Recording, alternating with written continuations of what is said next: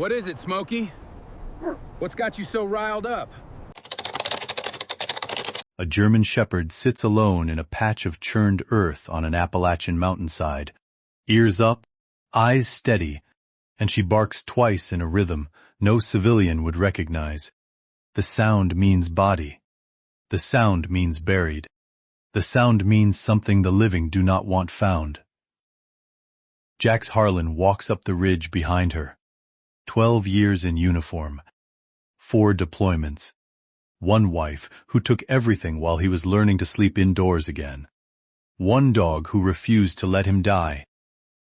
Tonight, a town of 311 people will sleep through a mountain falling.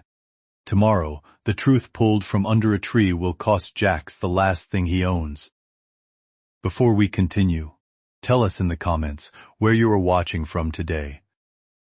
The lumber barn stood at the dead end of a forgotten gravel road about half a mile behind the last mailbox in Hayesville, North Carolina, and its sagging tin roof made a sound in the night that Jax Harlan had learned to read the way another man might read a clock. When the wind came off the ridge in long, slow strokes, the tin exhaled in a low, tired groan that meant the weather was holding. When the gusts came sharp and sudden, the roof answered with a thin metallic crack that ran down the length of the building, and that was the sound that always woke him, because it was too close to the sound of a bolt being drawn back in a place where bolts should never be drawn back. He had been sleeping inside the barn for 3 weeks and 4 days when the cold truly settled into the Nantahala Valley. The October air in the Appalachians did not arrive in a single front. It came in layers, one after another, each one thinner and colder than the last, until a man who had been warm in the afternoon woke at 3 in the morning, with his breath showing above his face and his fingers locked into the canvas of his sleeping bag. Jax knew the precise hour when the cold would come for him each night. He had measured it against the movement of the moon through the slats of the north wall. He had measured it against the silence of the mice in the old grain bin. He had measured it against the breathing of the German shepherd lying warm and heavy against his left hip. Smokey slept the way a retired working dog sleeps, which is to say she did not entirely sleep. Her head would rest on her crossed front paws, her amber eyes would close, and her breathing would slow, but one ear remained canted toward the door and the other toward the broken window on the west wall. And when a deer passed along the tree line 200 yards out, she registered it without raising her head. She had been doing this for the 9 years Jax had known her. She had done it in a canvas tent on a rocky plateau outside Kandahar.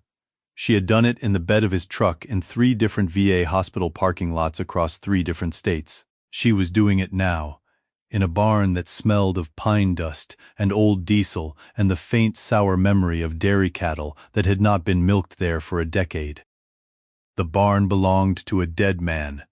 Jax had learned this from the gas station attendant on his second day in town, a woman in her 60s with a cigarette burn on the collar of her flannel shirt who had looked at him once, measured him in a single second, and then told him the barn was empty because old Earl Munro had died of a heart attack in the hayloft 2 Januaries ago, and none of his kin had bothered to come claim the place. She had said it not as generosity, because she did not like him, but as information, the way a person hands a stranger a map so that the stranger will use it to leave. Jax had thanked her with a single nod. He had driven his truck the 3 miles up the gravel road that same afternoon. He had parked it under the leaning pole barn attached to the main structure. He had unrolled his bag on the swept concrete floor beside a rusted feed trough. He had set his pack against the wall. He had told Smokey to settle, and that had been the beginning of his time in Hayesville. He had come to the mountains because he had run out of places that were not mountains. He had drifted south out of Montana in the last heavy snow of the previous winter, crossed the Dakotas in a week of wind that pushed his truck sideways on the long, empty stretches, slept in the cab through most of Nebraska, because the motels would not take dogs and he would not leave her, and had eventually landed in a Tennessee valley where a man at a feed store had mentioned that a logging outfit over the North Carolina line was hiring loaders without asking questions. The man had said this while looking at Jax's boots, the way men sometimes do when they are measuring a stranger's trouble by the wear on his heels. Jax had filed the information in the same place. He filed everything now, which was the narrow practical place in his skull where nothing lived except what he might need tomorrow. Meridian Timber had put him on the loading yard the morning after he walked into their gravel lot. The foreman, a heavy-set man named Ricker with a voice like a truck engine at idle, had looked at his hands, grunted, and told him to start at 6, no paperwork beyond a signature on a line, no drug test, no questions about the last decade of his life. Jax had understood the arrangement completely. It was the kind of job where a man was permitted to exist in exchange for silence about why he was living out of a truck. For 2.5 weeks he had done what was asked. He had stacked green pine onto flatbed trailers in the cold morning air until his arms no longer felt like his own. He had learned the rhythm of the yard. He had learned which drivers would spit toward his boots and which ones would only look past him as though he were a fence post. He had learned that the foreman took his coffee black with 3 sugars and that the foreman's brother-in-law ran the skidder on the north slope and did not know how to read a wind. He had learned all of this with the quiet military economy of a man who had once had to learn the habits of a whole village in under 72 hours.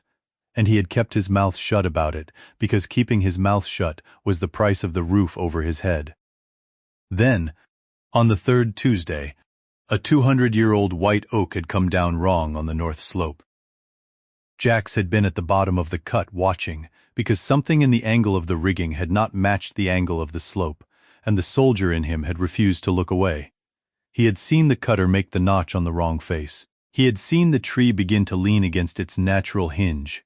He had seen the young kid on the skid road below, a boy named Caleb, who could not have been more than 19, standing exactly in the line of fall with his back turned, talking into a radio. Jax had moved before he had decided to move across 40 yards of broken ground, through the smell of chainsaw exhaust and fresh sap, and had pulled the kid by the collar of his jacket into the shallow ditch behind the skidder with half a second of air left before the trunk came down and drove 6 feet of dirt into the place Caleb had been standing.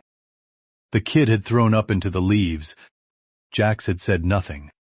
Smokey, watching from the tree line where he had left her, had not moved a muscle. He had gone to Ricker that afternoon. He had not raised his voice. He had laid out the sequence of the cut, the angle of the notch, the position of the spotter, and the name of the cutter, using the flat professional language of a man giving a debrief. He had said, and these were close to the only words he had spoken aloud that day, that the procedure had been wrong and that someone was going to die on the north slope before Christmas if the procedure was not corrected. Ricker had listened with his arms crossed. He had nodded twice. He had said he would look into it. Then, before 5 o'clock that same evening, he had walked to the loading yard and told Jax that his services were no longer required, that his final pay was in an envelope in the office, and that he was not to set foot on Meridian property again. Jax had taken the envelope. He had counted the bills inside it once. He had said thank you in the voice he used for checkpoints and for strangers, and for men whose authority he did not intend to challenge in the moment. He had walked to his truck. He had driven the 3 miles back to the dead man's barn. He had sat on the concrete floor with his back against the wall and his hands on his knees for a long time. And Smokey had come and laid her head on his thigh and stayed there until the sun went down behind the ridge. That had been 9 days ago. In 9 days, Hayesville had learned its version of the story. Jax did not know exactly which version Ricker had told the town, but he knew the shape of it by the way people responded to him when he walked the length of Main Street. Mims Carter at the post office, who had nodded at him the first week, now sorted envelopes with her eyes down. The old men who gathered on the bench outside the feed store in the late afternoon fell silent when he passed, and resumed their conversation in lower voices when he was half a block away. A child in the grocery parking lot pointed at him once, and the mother pulled the small hand down so fast that the boy yelped. The hardware store had been the clearest signal. He had gone in on the 5th day to buy a roll of duct tape, 3 bolts of a particular thread size, and a gallon of kerosene for the small camp stove that was his only source of heat in the barn. He had set the items on the counter. The owner, a man named Hollis with a white mustache and a habit of keeping his reading glasses on a chain around his neck, had looked at him for a long, slow moment. Then Hollis had pushed the items back across the counter with 2 fingers of his left hand and said, without raising his voice, that he did not have any kerosene to sell today. Jax had looked at the full metal can on the shelf behind the counter. Hollis had not looked back at it. The message had been delivered with the precision of a closed door. Jax had nodded. He had said thank you in the same voice he had used with Ricker. He had walked out.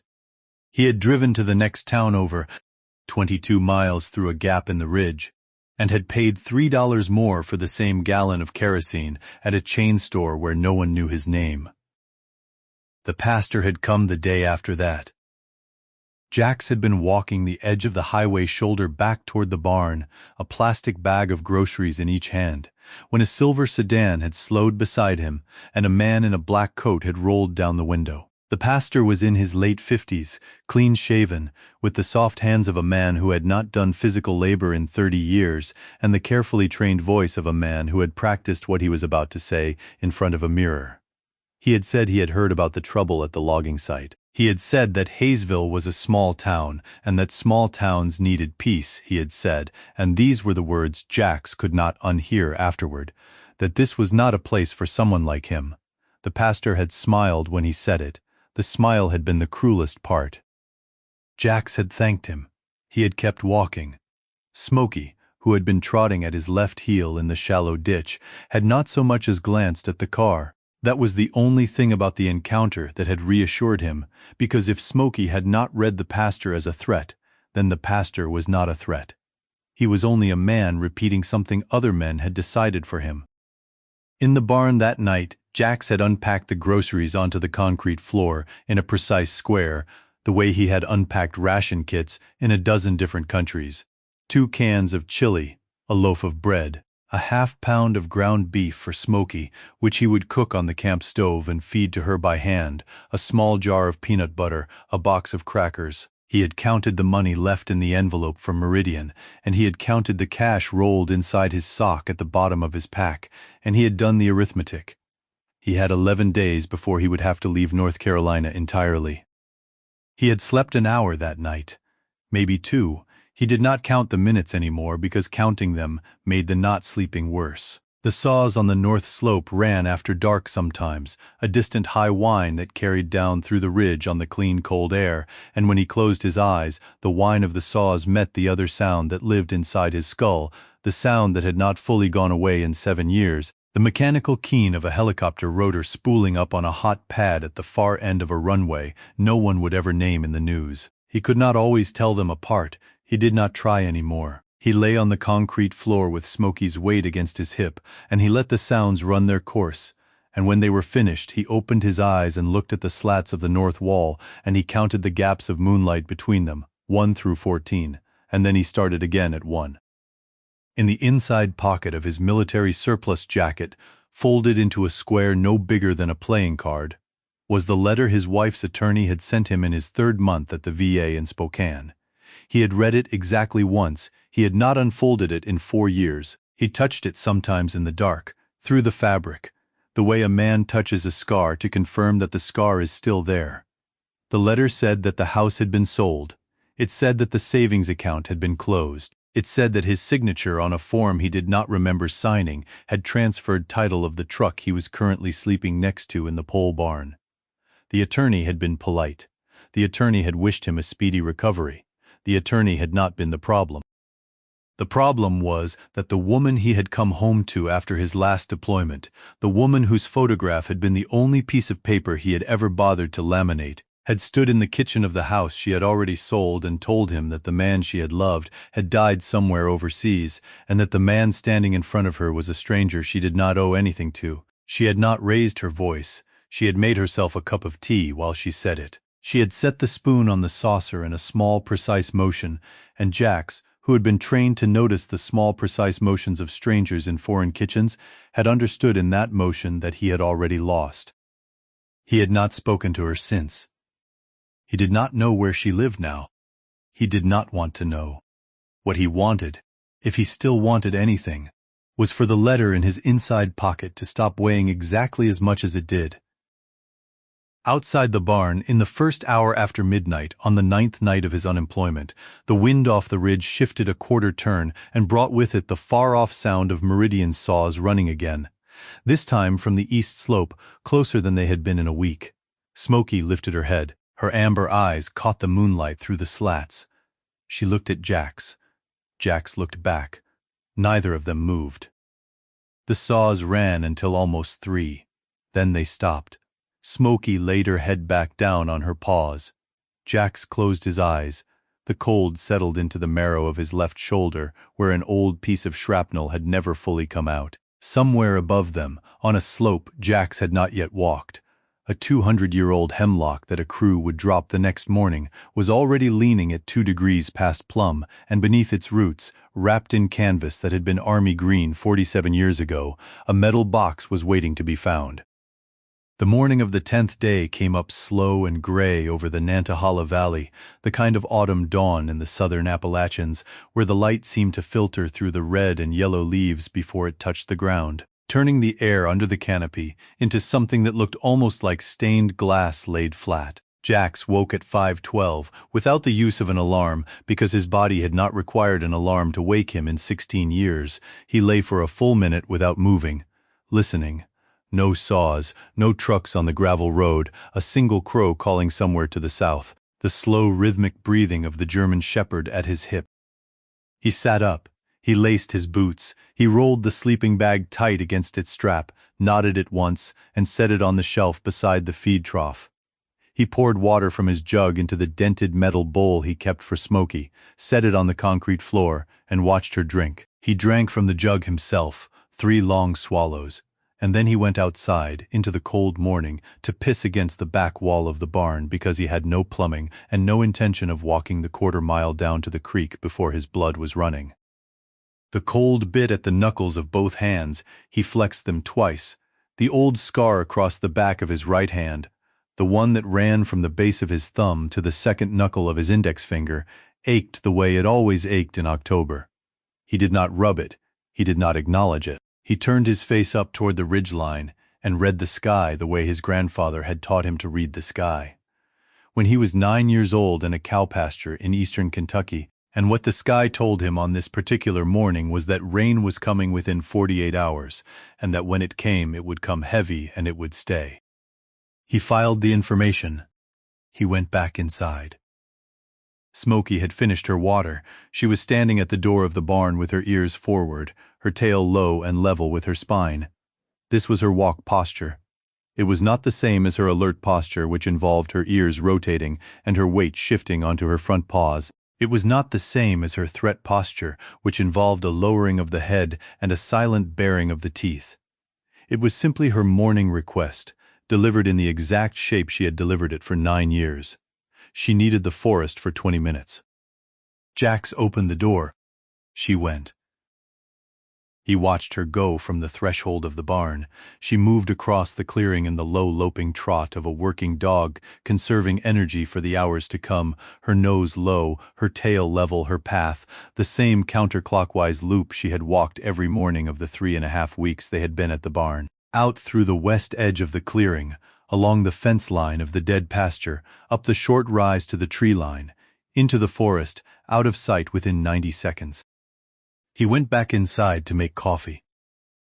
The coffee was instant, and the water was boiled on the small camp stove that sat on an overturned milk crate in the corner of the barn. He measured the grounds by habit, 2 heaping teaspoons into the dented enamel mug, and he stood with his back against the wall and watched the steam rise through the slats of morning light coming in through the east wall. He was halfway through the mug and no further into his thoughts than the calculation of how much fuel he had left in the kerosene jug when he heard Smokey bark. He set the mug down. Not 1 bark. 2. 2 short, sharp, evenly spaced barks, separated by a precise interval of about 3/4 of a second, and then silence. He was already moving before the second bark had finished carrying down through the trees.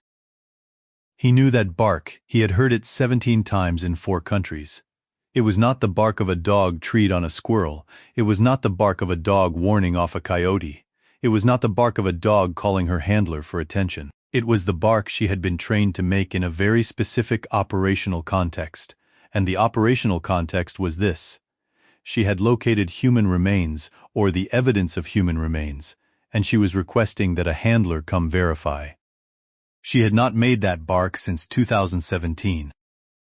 He crossed the clearing in 22 long strides, his breath short and tight in his chest, not from the running, but from the cold calculation of what he was about to see. He went up through the tree line on the path her loop had taken, and he moved with his hands loose at his sides and his eyes reading the forest floor as he went, and the forest did what old forests always do for men who know how to walk quietly in them, which was to close in around him and swallow the sound of his boots on the leaves within a dozen paces. He found her 140 yards in. She was sitting on her haunches in a small clearing that had not been a clearing the week before. The clearing had been made by the removal of a single enormous hemlock, felled the previous day by a Meridian crew, and dragged down the slope by cable, leaving behind a raw open circle of torn earth and splintered wood and the upended mass of a root ball as wide across as a small cabin. The root ball lay on its side. Rich black mountain soil clung to its underside in great dark clots. Torn white fibers of younger roots fluttered in the cold air. And at the base of the hole where the tree had grown for 200 years, in a shallow cavity that the tree's destruction had exposed to the sky for the first time since the Carter administration, was a metal box. Smokey did not move when Jax came into the clearing. Her amber eyes were fixed on the box. Her ears were forward. Her tail was utterly still. He crossed the last 10 yards without speaking, knelt in the torn earth beside her, and placed his bare right hand flat against her shoulder blade in the gesture he had been using since Kandahar to tell her that he had seen what she had seen and that she was released from the alert. Her shoulder dropped half an inch under his palm. She did not look at him. She was waiting to see what he would do next. The box was maybe 18 inches long and 12 inches wide and 6 inches deep. Its edges were black with old rust, and the corners were eaten through in small patches, but the body of it had held. It was wrapped, or had been wrapped, in a rotted piece of canvas that had once been the olive green of standard-issue Army surplus. The canvas had partially disintegrated into the soil around it. Jax recognized the weave. Every man who had served between roughly 1965 and 1985 would have recognized it. Somebody had buried this box in Army surplus cloth sometime after Vietnam and before the end of the Cold War, and then somebody else had planted or allowed a tree to grow over it. He reached in with both hands and lifted it out of the soil. It was heavier than it looked, 11 pounds, maybe 12. The hinges were corroded, but the clasp was a simple hook and eye that had been rubbed bright by someone's thumb in the distant past, and when he flicked the hook up with his index finger, it came free with a soft, dry click that sounded, in the silence of the Appalachian morning, like the opening of a door. He lifted the lid. Paper, hundreds of pages, dry, or nearly dry, because the canvas and the metal together had done their work. The top sheet was a land survey map of the Nantahala drainage, the kind drawn by hand in the days before digital plotters, with the elevations marked in fine black ink and a neat grid of section lines laid across the mountain slopes. Someone had drawn a red pencil boundary around a 14,000-acre parcel on the east face. A smaller box in the upper right corner of the map gave the title, Proposed Extraction Zone, dated May of 1978. Jax lifted the top sheet with 2 fingers. Under the map were the minutes. The minutes of a meeting, 3 pages, single-spaced, on the letterhead of a company called Brayton Timber Holdings, which Jax did not know, but which the lawyer he was going to meet in less than 3 hours would recognize instantly as the corporate predecessor of Meridian Timber. The minutes recorded a meeting held in Raleigh in the 3rd week of April 1978. The attendees were listed by name, 4 men from Brayton. 1 man identified as a senior staff attorney for the office of a state assistant commissioner whose name Jax also did not know. The minutes recorded, in the bloodless language of corporate record-keeping, that the attendees had discussed the mechanism by which the 14,000-acre parcel, currently documented in federal records as belonging to the Eastern Band of Cherokee Indians under the terms of an 1876 allotment, would be reclassified as open land by the issuance of a state-level administrative order whose legal basis the minutes themselves described as tenuous at best. The minutes then recorded, again in bloodless language, the amount of money that would pass from Brayton to the staff attorney's office in exchange for the issuance of that order. Jax read the 3 pages twice. He set them down on top of the map. He placed both hands on his knees. He looked at Smokey. Smokey looked at the box. The cold morning air moved through the trees above them, and the first yellow leaves of the day came down in a slow, silent drift that settled on the canvas and on the rusted metal and on the torn black earth. And somewhere very far away, a single chainsaw coughed once on the far side of the ridge and fell silent again. He closed the box. He rehooked the clasp. He lifted it against his chest with his left arm. He stood. Smokey stood with him. They walked back down through the trees together in exactly the silence they had come up through. Inside the barn, he set the box on the concrete floor in the square of morning light under the east window. He stood over it for a long time. He did not open it again. He knew what was in it. He did not need to see it twice. What he needed was to know what to do with it. He had no phone. He had no internet. He had no lawyer of his own. He had a truck that still ran, a dog who had done her job, and a town that had already decided he was not the kind of man they listened to. He had, by any realistic accounting, exactly one asset that could move a document like the one in that box through the world. And that asset was a person he had never met, a young Cherokee woman he had only seen once in the distance 3 afternoons ago, walking along the shoulder of the state highway with a leather briefcase in one hand and a cardboard cup of gas station coffee in the other, and Smokey had stopped on the porch of the barn as she passed and had watched her until she was out of sight. He did not know the young woman's name. He had a guess about what she was, a small wooden sign at the turnoff of the state highway onto the reservation side road read Eastern Band Cherokee Legal Services. A briefcase on a mountain highway meant a lawyer. A young Cherokee lawyer on a weekday morning meant exactly one kind of lawyer in this part of the country, and that was a lawyer for the tribe. He did not know how to find her. He was considering this problem, standing over the closed metal box with his left hand on the back of his neck and his right hand resting against the leg of his jeans, when Smokey lifted her head from the concrete floor and made a single low sound in the back of her throat, not a bark, not a growl, but a soft, informational exhalation that meant someone was on the gravel road. Jax heard the engine half a second later. Small 4-cylinder. Unfamiliar. Not a Meridian truck. Not Hollis's old pickup. Not the pastor's silver sedan. The engine slowed. It stopped at the turnaround at the end of the road, maybe 30 yards from the barn door. A single door opened and closed. Jax set the box behind the feed trough. He laid the folded canvas remnant over it. He straightened. He walked to the barn door. Smokey walked with him. 1 pace off his left knee, her tail level, her ears forward, her weight balanced. The young woman in the leather jacket was standing at the edge of the clearing, with her hands visible and her face very still. She could not have been more than 30 years old. Her hair was pulled back in a single black braid that hung past her shoulder blade. Her briefcase was in her left hand. Her right hand was open at her side, palm turned outward in the instinctive gesture of a person who had been raised to approach animals carefully. She was looking at Smokey first, then at Jax. She said her name was Aita Lambert. She said she was an attorney for the Eastern Band. She said she did not know his name, but that 3 days ago his dog had walked out of the tree line at the edge of the state highway while she was changing a flat tire on the shoulder and had sat down on the gravel 10 feet from her and had watched her the entire time she worked, and had walked back into the trees only when the tire was on and the lug nuts were torqued and she had stood up. She said that in her 31 years of life she had never once seen a dog do that. And she said she had been asking quietly around town since then about the man with the dog living in the old Monroe barn, and she said she had heard enough in those 3 days to suspect that the pastor of Hayesville First Methodist had been asked to deliver a message to that man. And she said she had come this morning because she had woken up with the feeling that the message needed to be corrected. Jax looked at her for a long time. He stepped back from the barn door. He gestured with his left hand toward the interior. He said there was something she needed to see.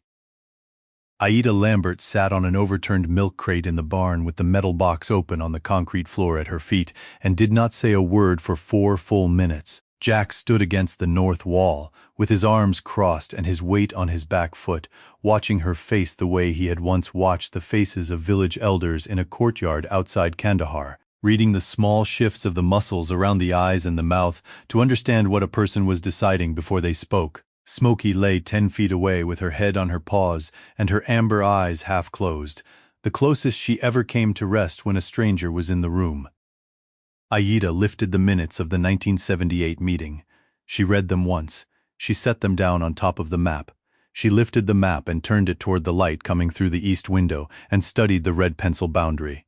She set the map down. She lifted a sheaf of mineral survey reports, held together with a corroded paperclip, flipped through them with the careful patience of a person who already knew what she was looking at, and set them down. She lifted a small bundle of handwritten letters tied with a faded ribbon, looked at the first line of the top letter, and laid it back down as though it had burned her hand. Then she looked up at Jax. She said, in the flat professional voice of an attorney who was already running the case through her head and did not have time to explain her emotions to the room, that the document on the top of the stack, the 3 pages of minutes, was evidence of a federal crime that had not stopped running for 47 years. She said the mineral surveys underneath it were evidence that the company had known about commercial deposits of a specific rare mineral on the parcel since 1976. She said the bundle of letters appeared to be personal correspondence between a man who had attended the 1978 meeting and a second man whose name she recognized but did not speak aloud, and that if the letters contained what she suspected they contained, the box on the floor between them was not merely evidence of a land fraud. It was evidence that the Eastern Band had been robbed of a mountain and of what was underneath it. She asked him how he had found it. He told her about Smokey, about the loop, about the 2 short barks, about the felled tree and the lifted root ball and the canvas-wrapped box in the exposed cavity. He told her the story in the flat short sentences he used when he was briefing, and he told it without looking at her, because he had learned long ago that people absorbed the shape of this kind of information better when they were not being watched while they absorbed it. When he finished, Aida closed her eyes for a long moment. She opened them. She said a single word in Cherokee under her breath, a word Jax did not recognize, and then she said in English that the box had been buried by someone who loved the mountain. She said it with complete certainty, the way another person might have said that the sun had risen that morning, and Jax, who had no evidence for the claim and no reason to doubt it, accepted it as true. She asked him what he wanted. He said he wanted her to take it. She asked him if he understood what taking it would mean. She said that if she walked out of the barn with the box in her briefcase, and if the contents of the box reached the federal court it needed to reach, the first thing that would happen was not justice. The first thing that would happen was that the company currently cutting timber on that mountain would come looking for whoever had found the box. The second thing that would happen was that the man at the top of that company would identify the person most likely to have been in a position to find it, and that person would be him. She asked him if he understood that the moment she walked out with the box, his name, such as it was, would be the name the company followed. Jax said he understood. Aida looked at him for a long time. Then she said she would not take it today. She said she would copy it, every page, every letter, every line of the mineral survey, using the copier in her office that night, after hours, when no one was in the building but the night janitor, who had been her cousin since they were both 6 years old. She said she would make 3 copies. One for the tribal legal office, one for a federal attorney in Asheville whom she had known since law school, one for a safe deposit box in a bank 70 miles away that was held in the name of her grandmother. She said the originals would come back to this barn at dawn. She said she would need 24 hours. Jax said 24 hours was fine. Aida said one more thing before she left. She said she needed him to understand something about how this was going to go. She said the company that was cutting the mountain was not a villain in the way movies use the word. She said the man who ran the regional office in Charlotte was a quiet, middle-aged administrator who played golf on Sundays and went to his granddaughter's recitals and had not personally harmed a living thing with his own hands in his entire career. She said what that man ran was a machine, and the machine was the thing that hurt people, and the machine did not care about him and did not hate him and would grind him up anyway because that was what machines did when they were in motion and something got in the way. She said she was telling him this because she needed him to not think of what was coming as a fight between himself and a bad man. She needed him to think of it as a mission to slow a machine down long enough for a court to stop it. Jax said he had slowed machines down before.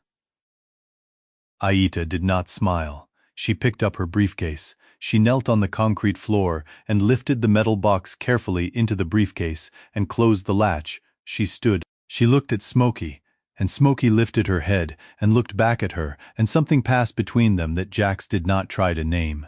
She walked out of the barn. Her car door opened and closed. Her engine started. She drove down the gravel road. Jax listened to the sound of the engine for a full 90 seconds after it had faded into the distance.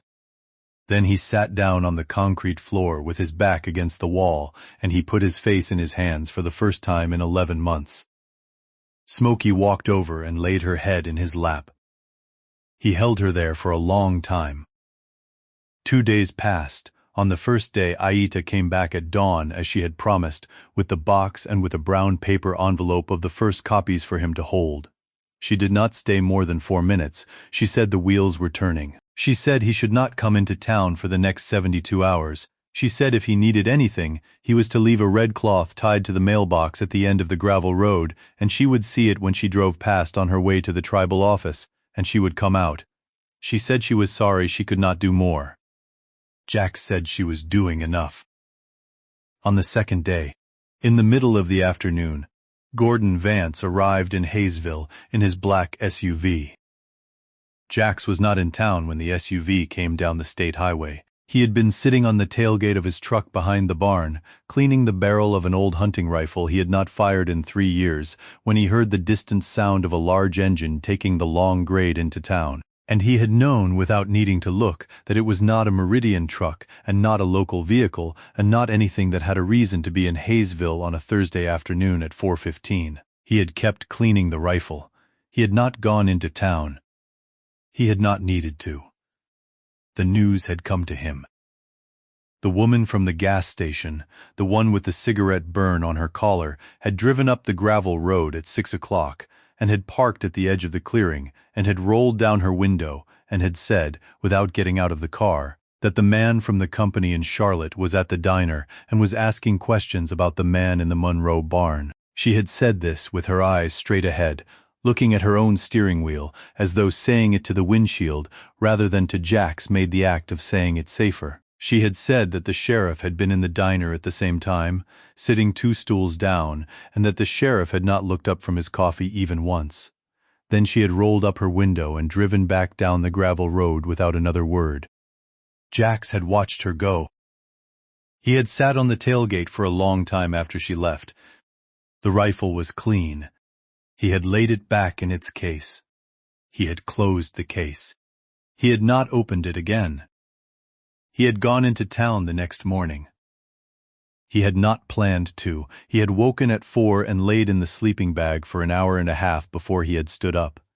And in that hour and a half he had decided, against every operational instinct he had, that he was going to walk into the diner at 7 in the morning and let the man from Charlotte see his face. He had decided it because he had learned in Kandahar and in 3 other places whose names he no longer said aloud that the thing men like the man from Charlotte counted on was the invisibility of the people they were grinding up. He had decided it because he had learned that a man who made himself visible changed the shape of what the machine could do to him. He had decided it because Aita had said 24 hours, and Aita had needed 72, and she had earned the 72, and 72 hours was measured from when the machine noticed, and the machine was going to notice anyway. And it was better to start the clock on his own terms than to let it start on someone else's. He had left Smokey at the barn with a full bowl of water and the door cracked open the way she preferred it. She had not tried to follow him. She had watched him from the concrete floor with her head on her paws and her amber eyes steady. And he had told her he would be back by 9, and she had thumped her tail against the floor exactly once, and he had gone. The diner was on the east end of Main Street. Its windows were fogged in the October cold, and the little bell above the door had a cheap sound that carried through the building like a thin, bright crack. Jax opened the door and walked in. The man at the counter in the gray suit did not turn around when the bell rang. He was sitting on the 3rd stool from the register, his back to the door, a cup of black coffee in front of him, a folded newspaper on the formica to his right. His hair was iron gray and cut short. His shoulders were narrow. His hands, when they lifted the coffee cup, were clean and pale and small. Jax walked the length of the counter. He sat down on the fifth stool, 2 seats from the man. He did not look at him. He looked at the waitress. He said good morning in the flat voice he used with strangers. He ordered black coffee and 2 eggs over easy on toast. The waitress, a woman he had seen 5 times before and who had never spoken to him, nodded without meeting his eyes and went to the kitchen window and put in the order. The man in the gray suit took a sip of his coffee. Then he set the cup down and he turned his head, unhurriedly, and he looked directly at Jax. He was in his late 50s. His face was narrow, and his eyes were the color of stream water in January. His mouth made a small, polite shape that was not quite a smile. He said good morning in a soft, measured voice, the kind of voice that men used in boardrooms and at funerals, and he said that he believed they had not met. He said his name was Gordon Vance. He said he was the regional director for Meridian Timber Corporation. He said he understood Jax had worked for them briefly in the fall. Jax said he had. Vance said he was sorry that had not worked out. He said he had been given to understand there had been a disagreement over safety procedure on the North Slope. He said Meridian took its safety procedures very seriously. He said the company's official position was that the foreman had acted within his discretion. He said the unofficial position, which he was sharing only as a matter of personal courtesy, was that Jax's concerns had been noted and would be addressed in the next quarterly review. He lifted his coffee cup and took another sip. He set it down. He said he understood Jax had been seen in the company of a lawyer from the tribal legal office earlier in the week. He said the company was, of course, always interested in maintaining good relations with its neighbors, and that if Jax had any concerns about the operation that he had not yet had an opportunity to raise through the proper channels, Vance would personally welcome the opportunity to hear those concerns over a private lunch at Vance's convenience. He said he could be reached at any hour, at a number that he would be happy to write down on the back of one of his cards. He produced the card from his inside jacket pocket. He set it on the counter between them, face up, without pushing it across. He said he was only a phone call away. Jax looked at the card. He did not reach for it. He said he appreciated Mr. Vance's time. Vance's polite mouth did not change shape. His eyes moved across Jax's face once, the way a surveyor moves a measuring eye across a boundary stake, and then he turned back to his coffee. Jax ate his eggs, he drank his coffee, he paid in cash, and he left a $2 tip under the plate. He walked out of the diner. The bell above the door made its thin, bright sound behind him. He did not look back at the man in the gray suit. He did not need to. He had seen what he needed to see. The card was still on the counter, face up, undisturbed. He drove back up the gravel road to the barn. Smokey was waiting in the doorway. She did not move her body when he pulled in. Only her tail, once, against the concrete floor.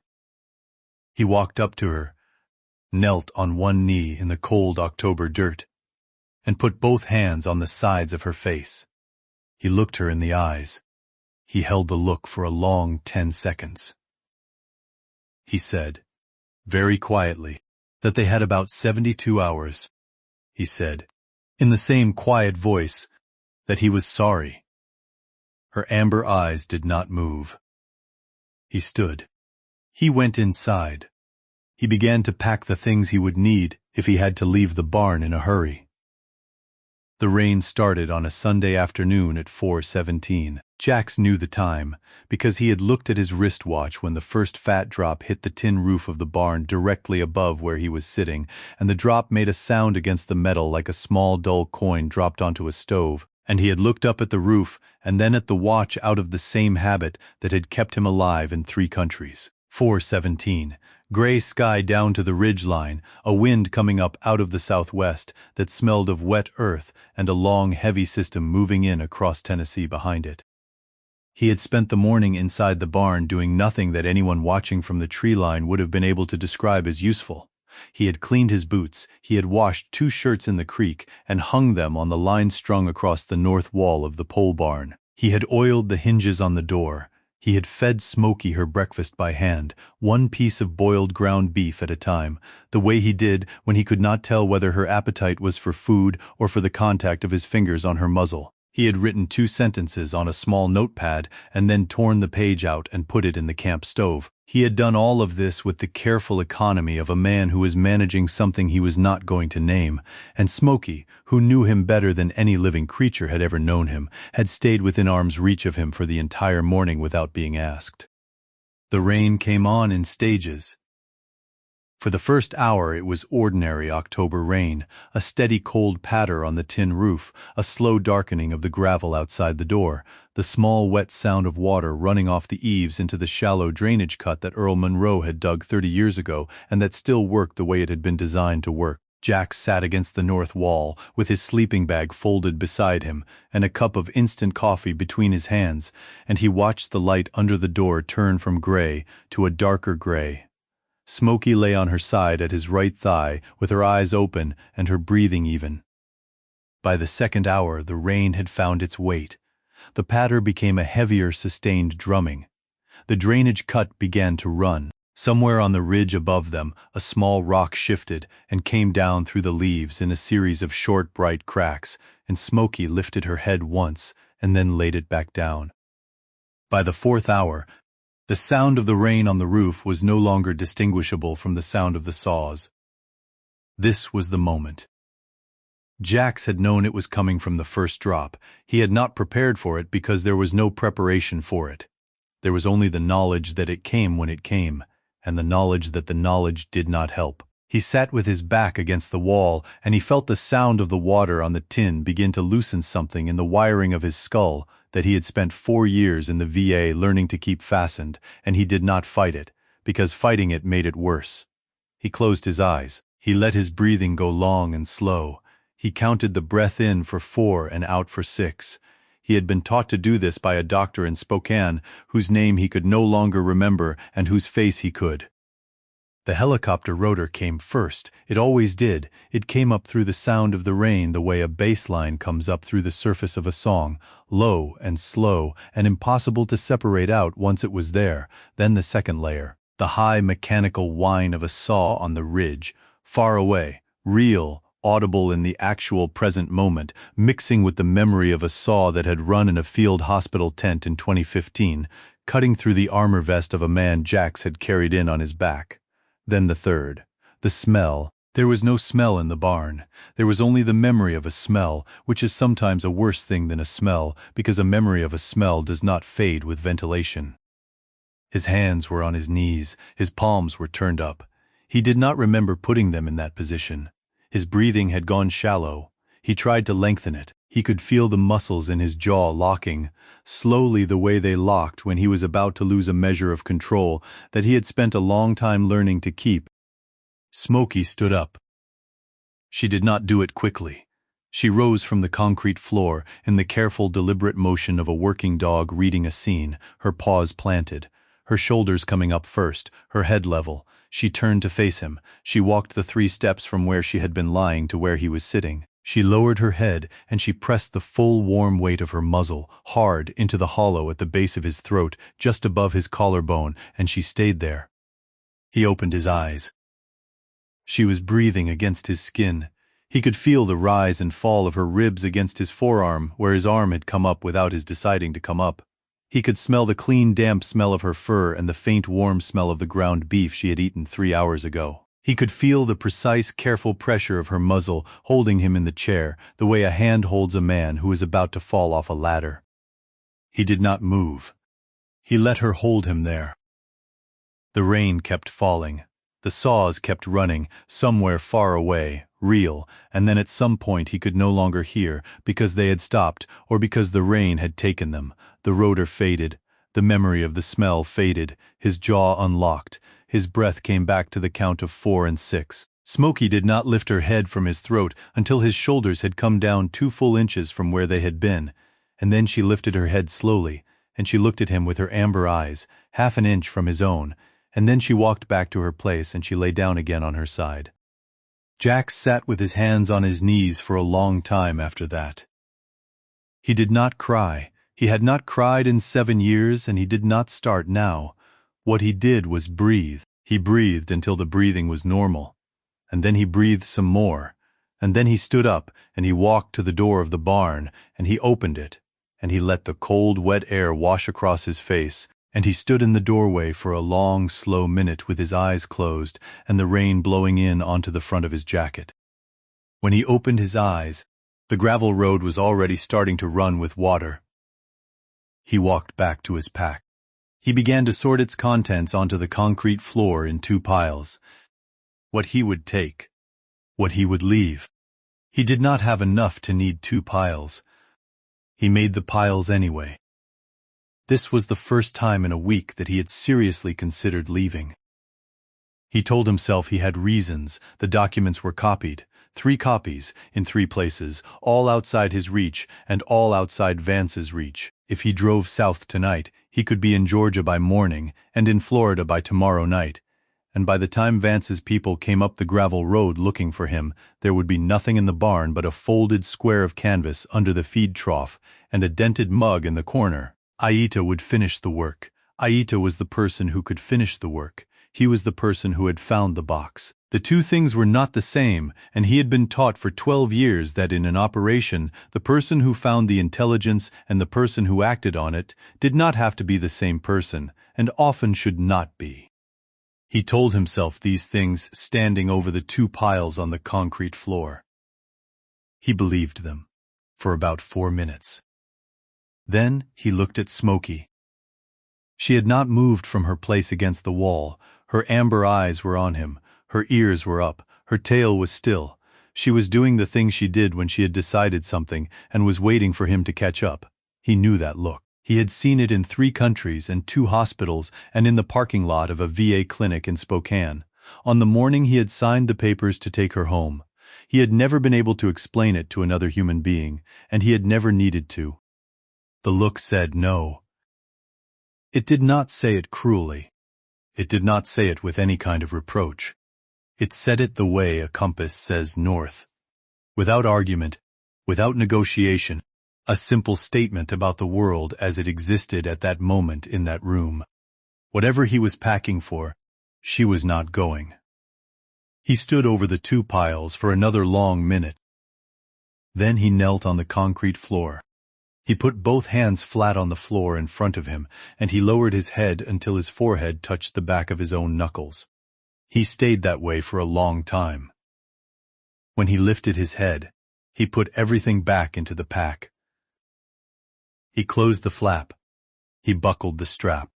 He set the pack against the wall. He said, out loud, in the empty barn, with the rain drumming on the tin roof above him, that she was right and that he was sorry. Smokey thumped her tail against the concrete. Once.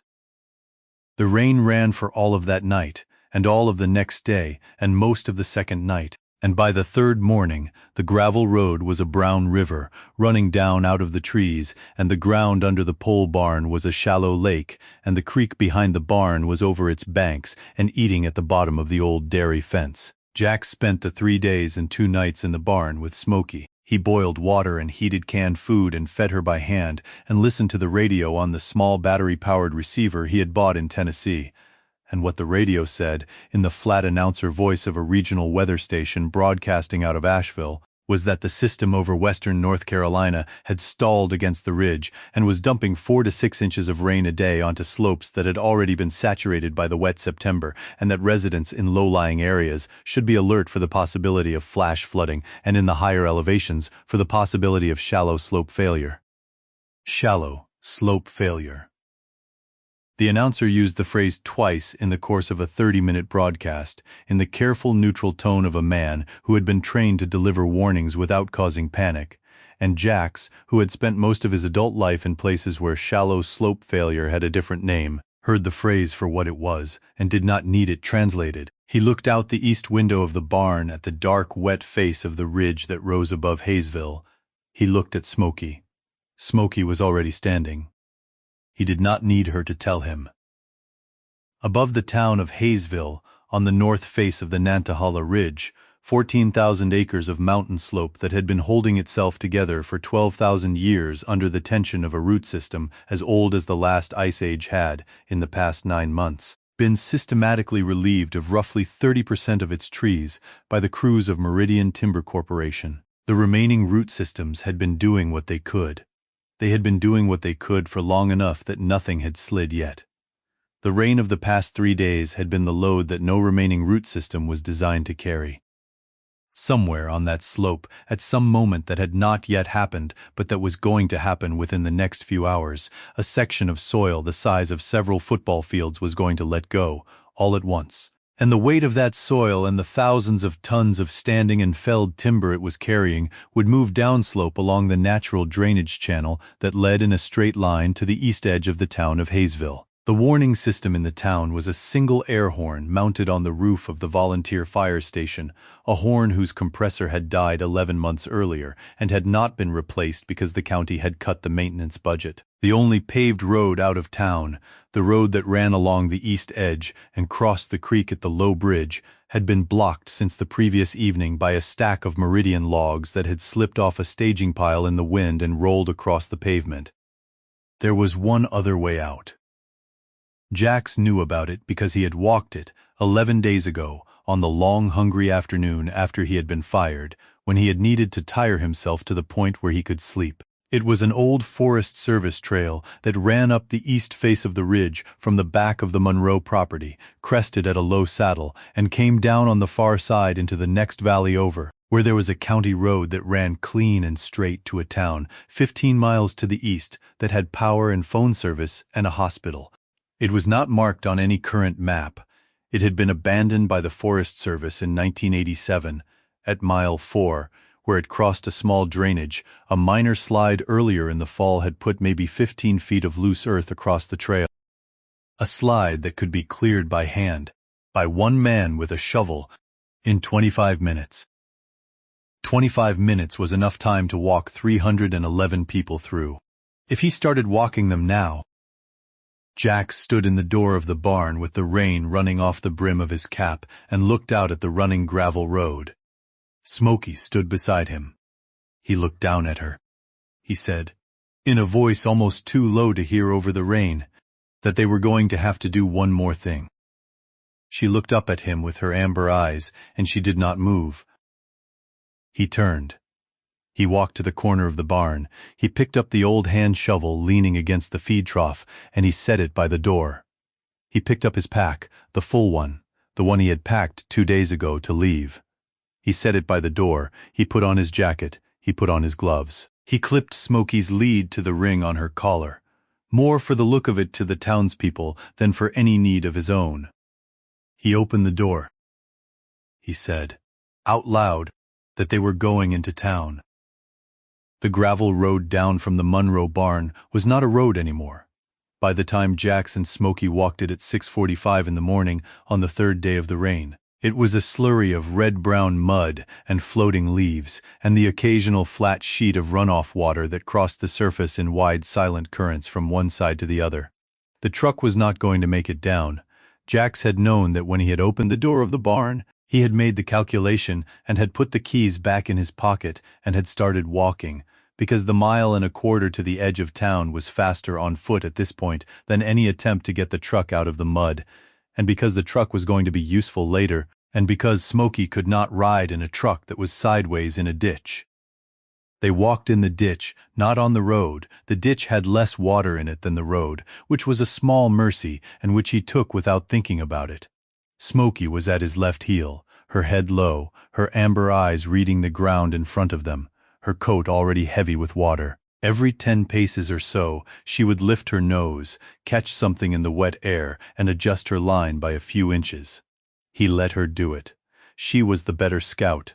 She had always been the better scout. They came out of the trees at the edge of the state highway at 7:03. The highway was empty.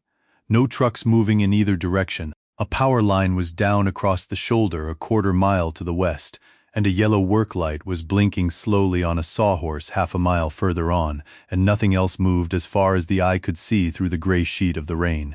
Jax turned east and walked the shoulder of the highway at a steady pace, and Smokey walked beside him, and in 7 minutes they were at the turnoff to the reservation road. where Aita Lambert was standing in the rain beside a small red Toyota pickup with the driver's door open and a cell phone in her hand. She was on the phone with someone. She was speaking in Cherokee and in English, in alternating sentences, the way a person speaks when they are translating the same information to two different people at the same time. When she saw Jax and Smokey come up the shoulder, she ended the call in 3 short words and put the phone in her jacket pocket and walked to meet them.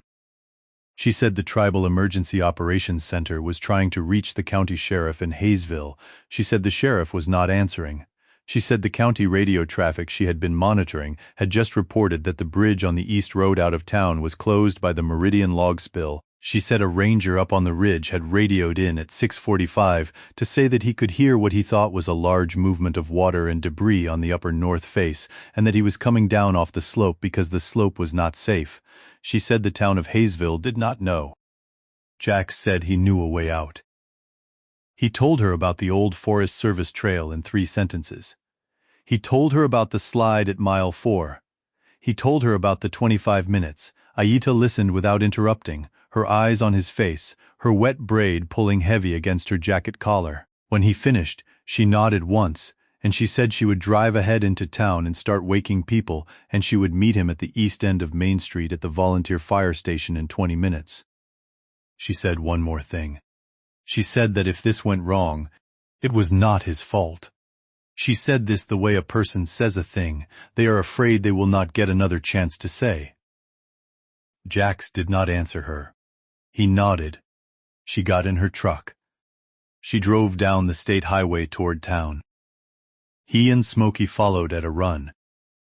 What happened in the next 90 minutes would be argued about in Hayesville for the rest of Jax Harlan's life, though he would not be there for most of the arguing.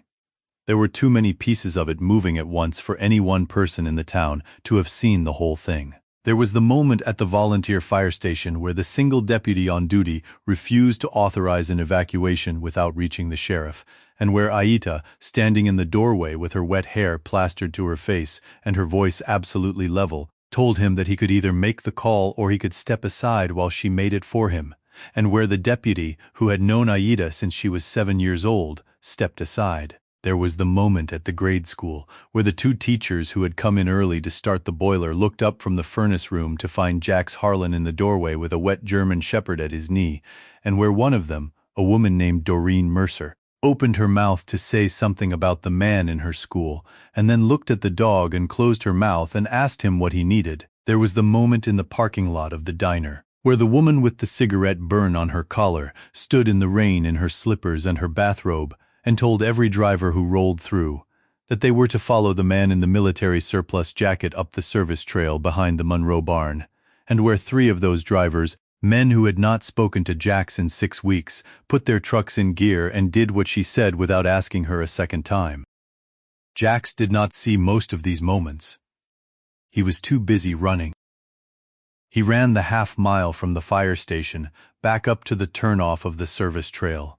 He ran with Smokey beside him, neither of them tiring, both of them breathing in the short, clean rhythm of 2 bodies that had done this before. He ran with a shovel in one hand and a pack on his back, and no time on the clock he cared about except the total of 25 minutes it was going to take him to clear a 15-foot slide at mile 4, and the arithmetic in his head was that if he could start the first townspeople up the trail within 40 minutes, and if he could have the slide clear by the time the first group reached mile 4, and if the mountain held until he was finished, the entire town of 311 people would be over the saddle and down into the East Valley before the slope let go.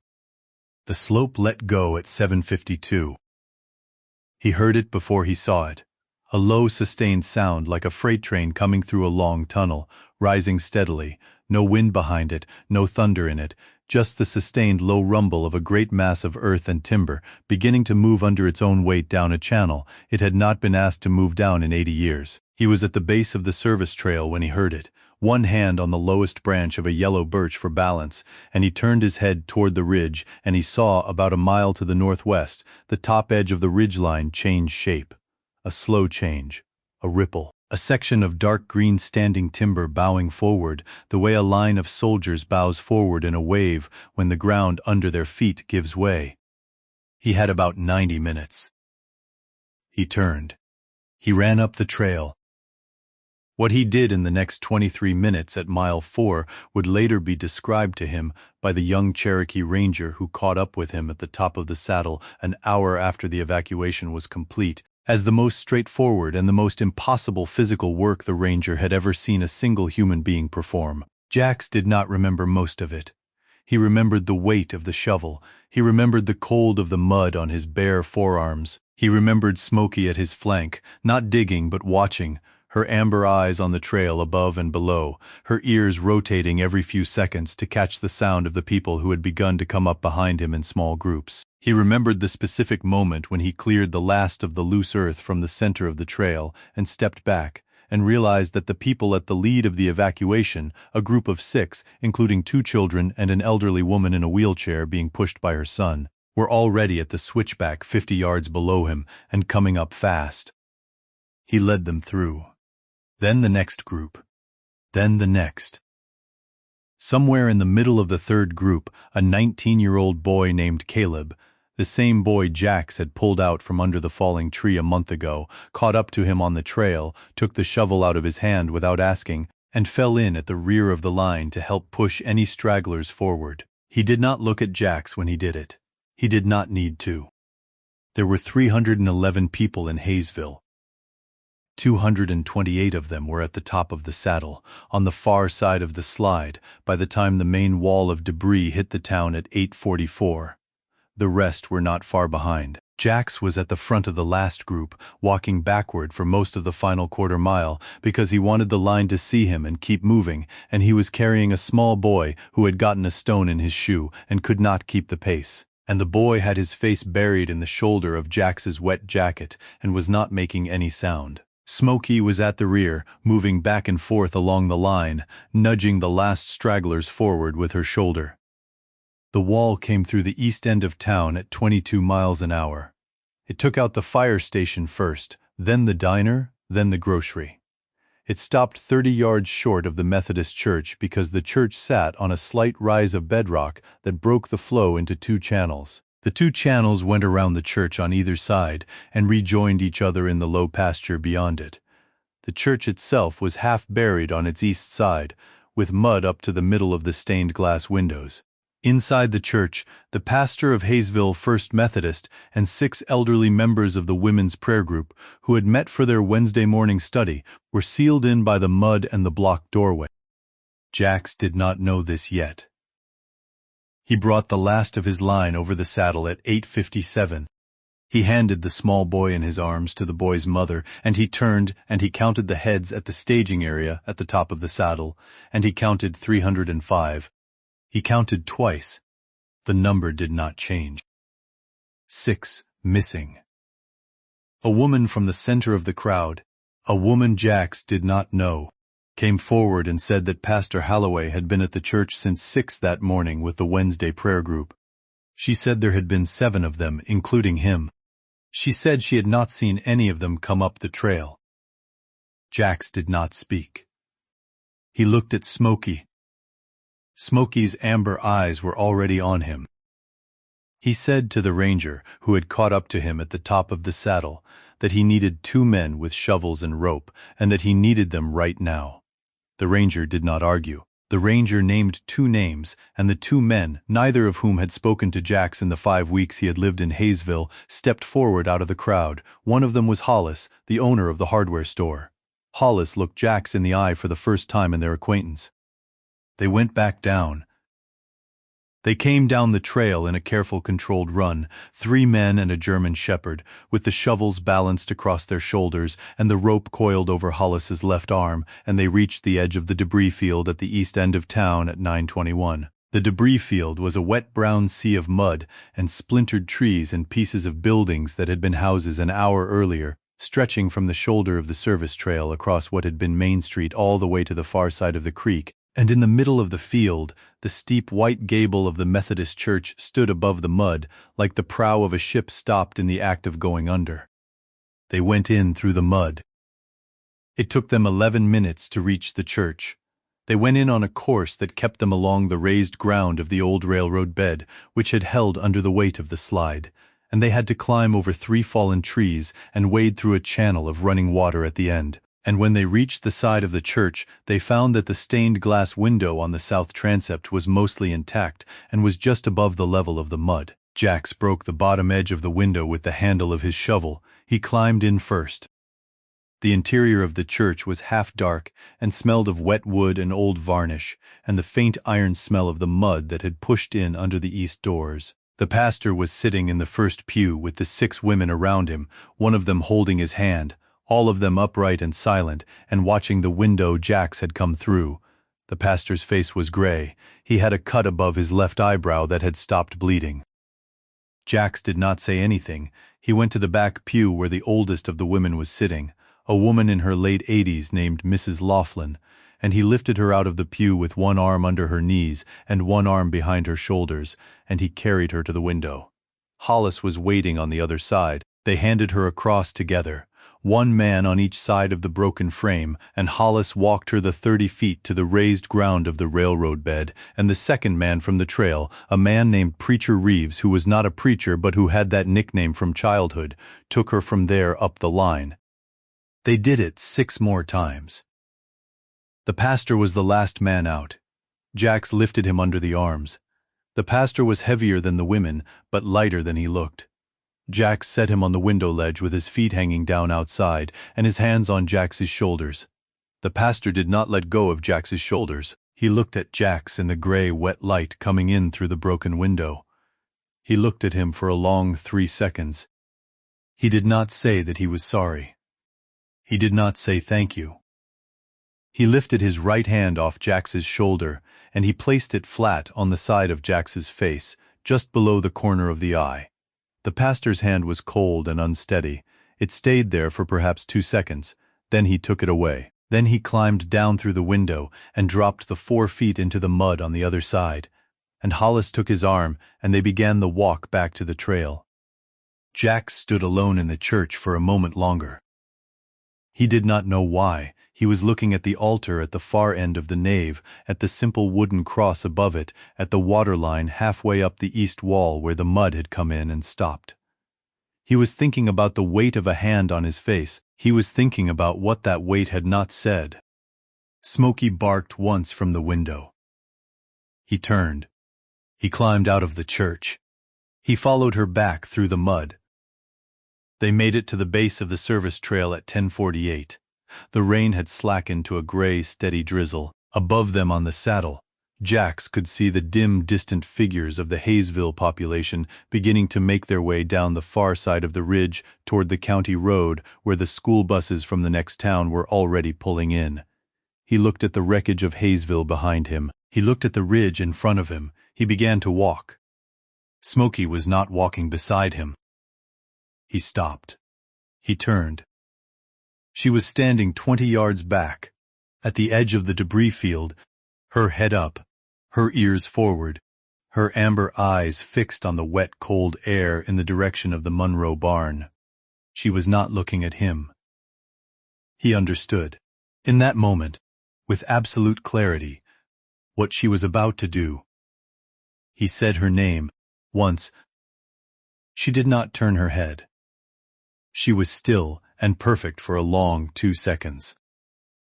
Then she broke into her working run, low and fast and efficient, and she went back up the gravel road the way they had come, into the rain toward the barn, alone, and he stood in the wet mud at the edge of the debris field and watched her go until the gray closed around her and she was no longer visible, and he did not follow her because he knew that whatever she was going to do, she was going to do it better without him there. He climbed the trail. He caught up with Hollis at the saddle. He did not look back. What she did, he would learn later, in pieces, over the course of the next 24 hours, was this. 2 men in dark rain jackets, sent by Gordon Vance from Charlotte the previous afternoon with specific instructions and a substantial cash advance, had driven up to the Monroe barn at some time after 9 that morning, expecting to find an empty building and a metal box under a feed trough and a homeless veteran whose word they had been assured would not be believed against theirs. They had found the empty building. They had found the feed trough. They had not found the box because Jax had moved it that morning before he walked into town and had set it on the floor of the barn in the middle of the concrete square under the east window, visible, unhidden, where it could be seen by anyone who walked through the door. They had also not expected to find the dog. Smokey was sitting on the concrete floor beside the box when they came through the door. She was not in a threat posture. She was not growling. She was sitting up. The two men had been told about a dog, but had been told the dog would be with the veteran. The two men hesitated in the doorway. One of them reached for the pepper spray on his belt. Smokey stood up. She walked, unhurried, to the metal box on the floor. She lowered her head. She closed her teeth carefully around the leather strap that Jax had tied around the box that morning before he walked into town, and she lifted the box 3 inches off the concrete floor, and she walked with it, at a steady, controlled pace, past the two men, out the back door of the barn, into the rain. The men followed her. She led them far enough. She led them long enough. Then, at the point on the ridge where the deer path crossed a dry gully and cut back on itself in a steep series of switchbacks, she disappeared into the laurel thicket on the downhill side, and the men, when they pushed through after her, found no dog and no box, and no trail and nothing but the laurel, closing behind them in the rain. She made her way back. She came over the top of the saddle at 2:17 in the afternoon, the metal box still in her teeth, its leather strap dragging behind her, her coat matted with mud and wet leaves, one ear torn at the tip by a branch somewhere on the ridge. She walked past Aita Lambert, who was standing at the head of the trail directing buses, and she walked down into the staging area, and she walked the length of the staging area through the small crowds of townspeople until she found Jax Harlan sitting on the tailgate of a pickup truck with an army blanket around his shoulders and his hands hanging loose between his knees. She set the box, gently, on the gravel at his feet. She sat down. She thumped her tail, once. Jax Harlan slid off the tailgate, and he went to his knees in the gravel, and he put both his arms around her neck, and he put his face in the wet fur of her shoulder, and for the second time in 7 years, a small, quiet amount of water left his eyes, and nobody in the staging area, not Aita, not Hollis, not Caleb, not Pastor Halloway, not the woman with the cigarette burn on her collar, not one of the 305 people he had walked through the saddle that morning, said anything, or looked at him, or did anything at all except the thing that Hayesville did best, which was stand in the rain in their own wet clothes and let a man have what he had earned. The rain ended at sunset that day.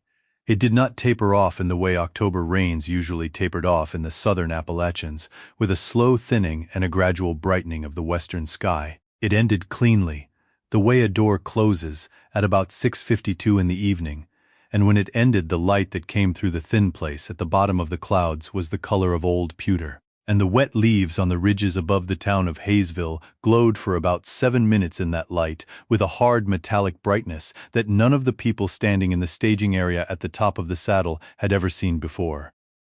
Jax watched it from the tailgate of the pickup truck. Smokey sat at his feet with the metal box between her paws. Neither of them had moved in about an hour. Jax had not gotten on a bus. He had been the last man down off the trail at 1:40 after he had made one final walk back up to the saddle to confirm that no one had been left behind. And he had accepted a blanket from Aita Lambert at the staging area, and he had sat down on the tailgate of the first pickup he came to, and he had not moved since. Smokey had come to him at 2:17 with the box. He had not gotten up even for that. He had knelt. He had put his arms around her. He had returned to the tailgate. The tailgate was as far as he had it in him to go. Aita Lambert came up the gravel at 7:15 with a thermos of coffee and a small paper plate of food. She did not speak when she set them on the tailgate beside him. She sat down on the tailgate on his other side, her own wet braid still hanging heavy against her collar, her own hands raw from the rope she had been handling all day, and she took her phone out of her jacket pocket and she held it up so that he could see the screen. On the screen was a photograph.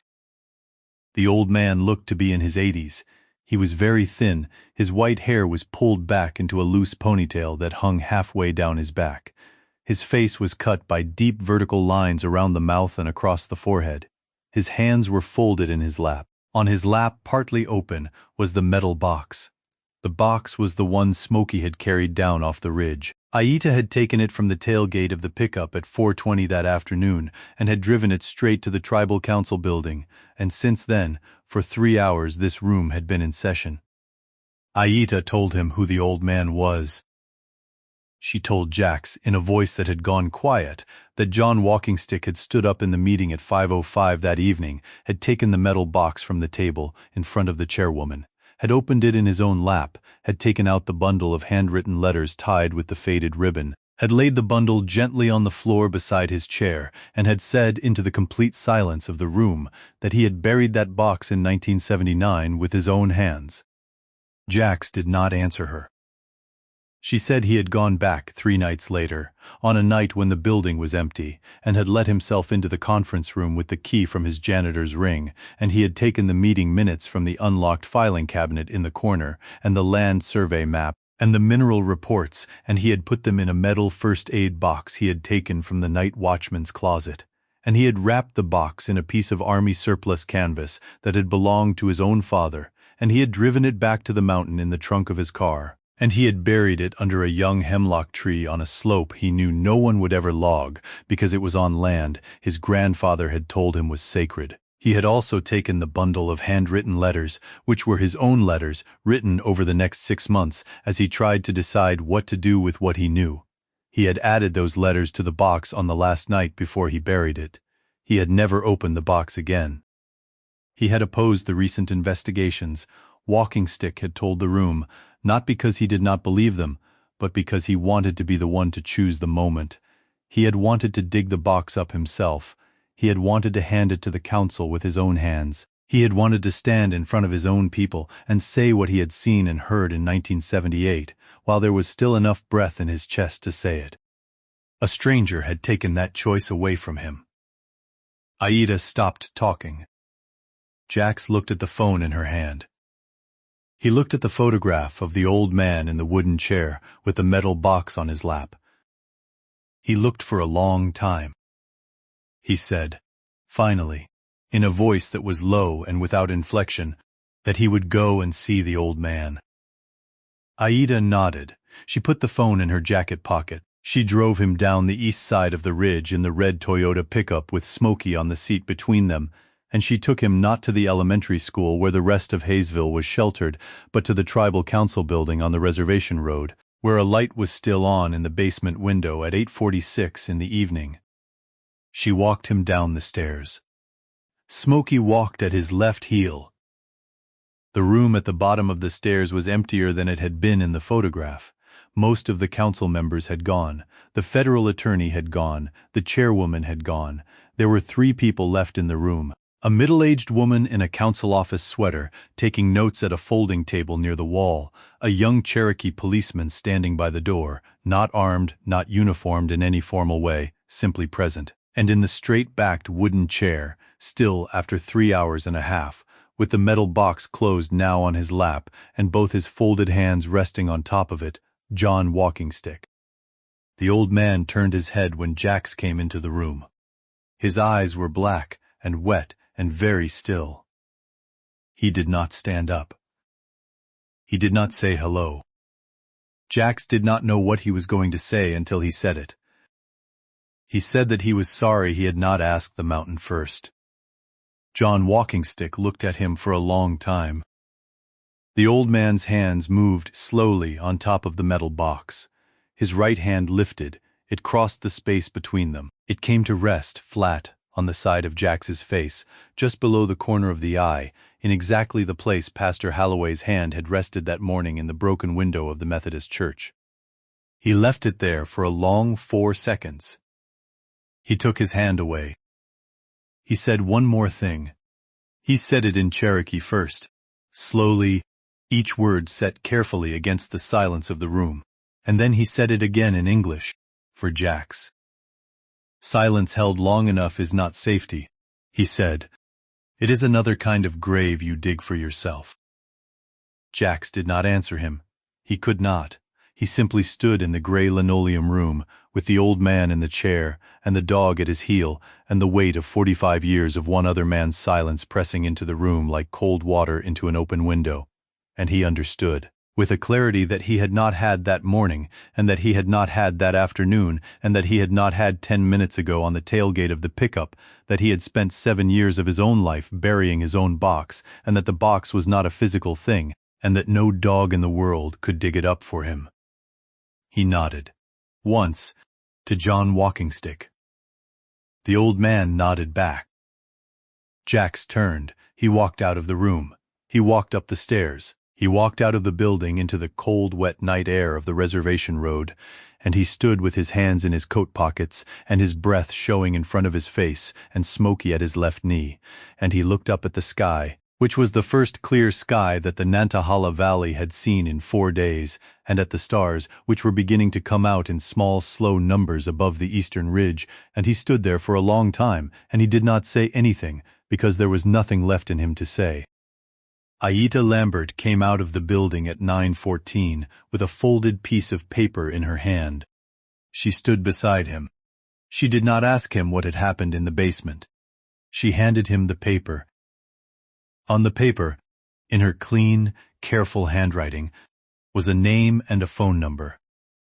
The name was James Redbird. The number was an Asheville area code. Aida said that James Redbird was a paralegal at a veterans legal aid clinic in Asheville. She said he was a friend of hers. She said he specialized in discharge status correction and back benefits recovery for veterans whose records had been mishandled by the military bureaucracy, and she said, in a voice that was careful and that did not make a promise, that if the military record she suspected existed for Jax Harlan was what she suspected it was, James Redbird was the person most likely to know how to fix it. She said Jax did not have to call the number.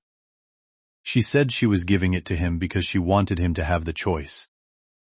Jax took the paper, he folded it once, he put it in the inside pocket of his military surplus jacket, the same pocket where the 4-year-old letter from his wife's attorney had been folded the morning he had come down off the mountain. He did not take the letter out, he did not replace it, he simply put the new paper in beside it, and the 2 folded squares rested, now, against the same place on the inside of his chest. He looked at Aita. He said thank you. She said she would see him in the morning. She went back inside. Jax stood on the gravel path outside the building for a long time. Smokey sat at his feet. The stars kept coming out, one at a time, in the cold, clear night over the eastern ridge, and the mountains began to show, in the faint glow of the rising half-moon, as a darker line cut out of the darkness of the sky, and somewhere up on one of those ridges, if he had been able to see it, was the empty cavity where a metal box had sat under the roots of a hemlock tree for 45 years, and somewhere behind him, in a basement room, was an old man who had just said out loud, for the first time in his life, the thing he had carried since he was 26. Jax put his hand on the top of Smokey's head. She leaned her weight, gently, against his leg. He said, under his breath, that they were going to sit down for a while. They sat down together on the cold stone bench beside the building. They stayed there until the moon cleared the ridge. 3 weeks later, on a Tuesday morning in the 3rd week of November, Jax Harlan pulled his old truck out of the gravel turnaround at the end of the Monroe Road for the last time. The lumber barn stood behind him with its door closed and its tin roof bright in the early sun. The metal box, what remained of it, was not in the truck. It was in a climate-controlled evidence room at the federal courthouse in Asheville, where the Eastern Band of Cherokee Indians had filed a civil suit against Meridian Timber Corporation 2 days before. The suit would run for 9 years. Gordon Vance had already been dismissed from his position. No criminal charges had been filed, none might ever be. Hayesville was rebuilding. Pastor Halloway had sent a letter, handwritten, to the barn. Jax had read it twice and folded it into the glove compartment. It said almost nothing. It said that the prayer group had voted to rename the front pew of the new church the Smoky Pew. That was all.